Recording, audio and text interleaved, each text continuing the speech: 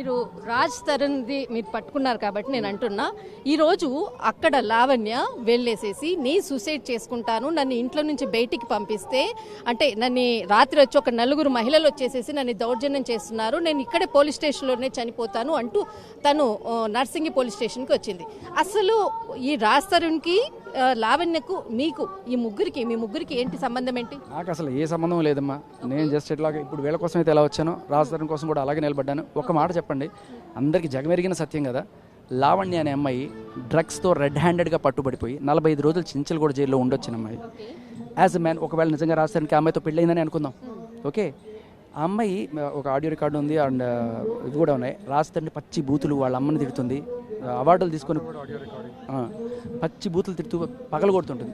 So ఒక drug addict మానసిక పరిస్థితి ఎలా ఉంటుంది? ఏ రోజైనా నేను చంపేయచ్చు, వాళ్ళ ఆవేశం ఉంటుంది, తెలియదు కదా. ఒక డ్రగ్ ఎడిక్ట్తో ఉండమని నువ్వు ఎలా చెప్పగలవు?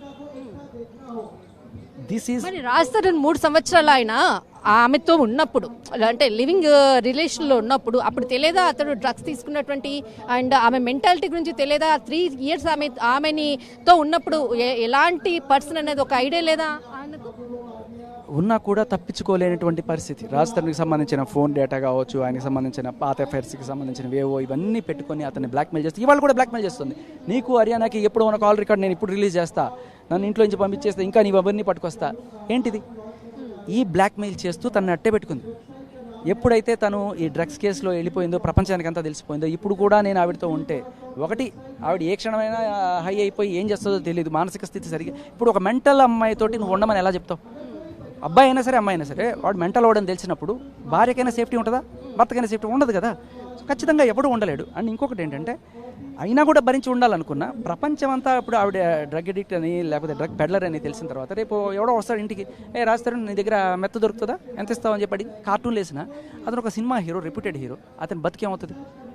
అబాస్ పాలు అవుదా? So he mood off. And అయిపోయిన తర్వాత కూడా అటువంటి చేస్తే ఆవిడ కనీసం రీహాబ్కి లేకపోతే ఏమీ చేయకుండా, మీరు అడిగారు ఇందాక కోర్టులు ఉన్నాయి కదని, కోర్టులు ఎప్పుడు వస్తాయమ్మా? ఈవిడ ముసలి అయిపోయిన తర్వాత తీర్పు వస్తుందా, లేకపోతే చచ్చిపోయిన తర్వాత తీర్పు వస్తుందా? అలా ఉంటాయి మన దేశంలో. ఆల్మోస్ట్ సంవత్సరం దాటి ఒక 3-4 నెలలు అవుతుంది ఆవిడ డ్రగ్స్ కేసులో పట్టు. ఇప్పటిదాకా ఛార్జ్ షీట్కి దిక్కులేదు. కోర్టుల సంగతి, కోర్టులోకి వెళ్తే అది ఇంకెన్నాళ్ళు పడుతుంది లేదు, పోలీస్ స్టేషన్లోనే ఛార్జ్ షీట్ వేయలేదు ఇప్పటిదాకా.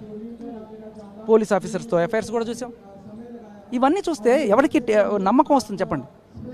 నేను కొన్ని ఒక అంటే నాకు రాజ్ తరుణ్కి మధ్య శేఖర్ భాష మధ్యలో ఉండి మా ఇద్దరిని విడగొడుతున్నారు, నా మీద లేనిపోనివన్నీ కూడా రాజ్ తరుణ్కి చెప్పాడు అన్నటువంటి ఆమె కొన్ని సందర్భాల్లో కూడా చెప్పింది. దీని గురించి మీరేమంటారు? ఆవిడ గురించి చెప్పడానికి నాకేం తెలుసు? ఉన్నవన్నీ ఆయనకే తెలుసు, లేకపోతే ప్రపంచం మొత్తానికి తెలుసు.